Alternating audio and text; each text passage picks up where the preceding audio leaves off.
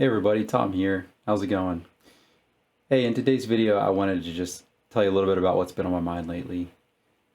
So you guys know I've been a guitar teacher for about 15 years. Taught students from beginner to intermediate to advanced. I've had some students who've gone on to college to study music at conservatory level. And so one of the things I like to think about a lot is to make sure that I'm using the right curriculum and that the students are enjoying it, that they're digging it too, but that they're still getting their needs met as far as like fundamentals, and that they're learning how to read music, which is important to me. It may not be important to you depending upon your goals. So that's super important from the outset, is try to ascertain what your students' goals are. You need to ask them. You need to be upfront and have a conversation. If they're a younger student, it might be not as conversational. You need to do a little bit more of the work in leading. But if you have an adult student who really just is kind of starting off maybe later in life, and they're like a retiree who's starting to play guitar, their goals might not be to read music at the level that you would teach someone who's maybe 12 or 13 or 14 starting at that age, school age. So one of the things that I want to share with you guys is a cool book that I've used for a long time.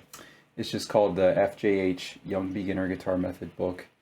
You can see my copy is pretty torn up. I got the Scotch tape on the cover here, and I think I restapled the spline a couple times because it's falling apart. And I've also bought this book several times. This is how much I've used it over the years. So it's always in my guitar teaching backpack. It's really nice because it just shows you how to read music if you're starting out. It shows you simple stuff, especially for kids, but it works for adults too. How to sit, how to hold the guitar in the beginning. And some people might argue, hey, are guitar methods still relevant today? Like in the world of videos, in the world of YouTube, in the world of free lessons, Fender Play, all these apps, there's just so many ways to learn. Well, yeah, books are still relevant. You know why? Because focusing is still relevant. So it's still important to have something that's a concise package you can return to, you can treat with consistency, you can go back to practicing without getting excess noise in your lessons. You know what I'm saying? If you've ever just kind of scrolled through YouTube and you find videos that are just sort of random, like this video, right? But there's a point to what I'm doing here. You need to make sure that you're on target, that you're staying on task. And that's really the only way to progress with guitar, is to kind of have goals, reach them, go on to the next one, and go through a progression, go through a method. So with that being said, if your student's not really wanting to read music, I've found this book really good. This is more for tablature, right? And it's good for rock. It's got a lot of stuff in it. Like it's got some rock riffs. We've got Beatles. We've got everything, Jimi Hendrix riffs in here. And it's all just in tabs, so it kind of looks like this. And it's pretty accessible for most students who want to just get up and playing really quickly.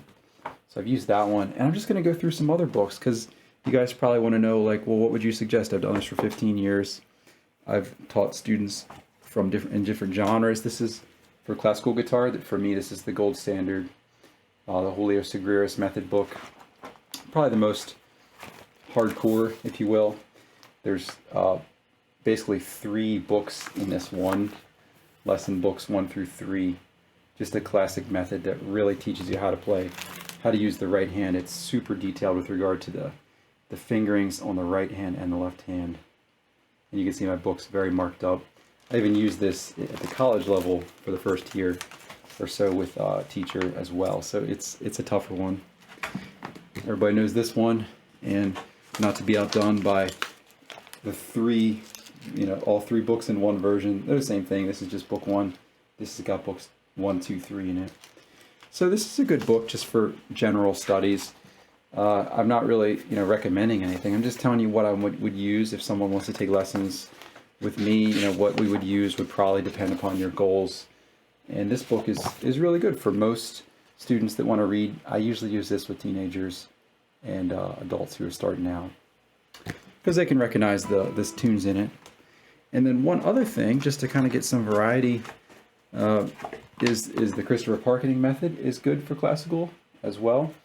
Again, I would definitely put this in the category of more aggressive people that are really, like, let's say that their goal is to study music in college one day, right? And kind of go that route and become a professional concert level guitar player. Now, I've never had a student, you know, who was like 6 years old tell me that, right? But you might have a student who's in their teens and they're looking at the next 3 years, you know, they're a sophomore, a freshman in high school, and they want to go to Manhattan School of Music, you know, they want to go to Peabody Conservatory, they want to go to Berklee College of Music, they want to do something serious, right, with music. They just love it. They can't get enough of the guitar. You want to do them justice. And in some cases, you also need to realize too that students will outgrow you. And that happens because as teachers, we specialize. Some of us specialize more than others. I've always kind of been diverse, jazz, fingerstyle guitar. I do play pick style too, classical background.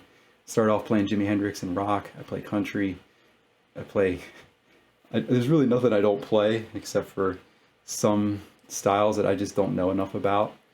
But, you know, I'm just saying that you need to be aware too that sometimes you need to send your student to another teacher so they can get the best experience for them. So, and then one final thing, just to throw this in the mix, is the Mel Bay method is also worth looking at. And the cool thing about this method is it's super progressive. So you can go all the way up. I think this is grade 7. So if you were to continue with the Mel Bay method, I think that this would culminate in you being able to play sort of like just about anything, let's just say, right? So you'd be able to read music really well and kind of have a full concept of different tunes, kind of in like a folk, more of like Americana. In some cases, maybe there's a lot of country songs in here. To me, I don't know, you can leave your thoughts in the comments. A lot of songs that are just sort of like even bluegrass oriented too, so that's cool. And yeah, so thanks for being here, guys. If you do want to support the channel, you guys could subscribe. You don't have to, but you should. And if you also could check out the links below, I started doing this little thing called BuyMeACoffee. So check this out. So it's not real coffee. It's just like a little donation. It's like a one-click, super easy thing to do. So if you could, that would really help me pay for all these books that I bought years ago. I guess I'm just kind of being silly now, so I'll end the video. But thank you again for just helping me out for being able to fund this independently provided and free advice just from me to you, friend to friend. So buy me a coffee. All right, guys, see ya.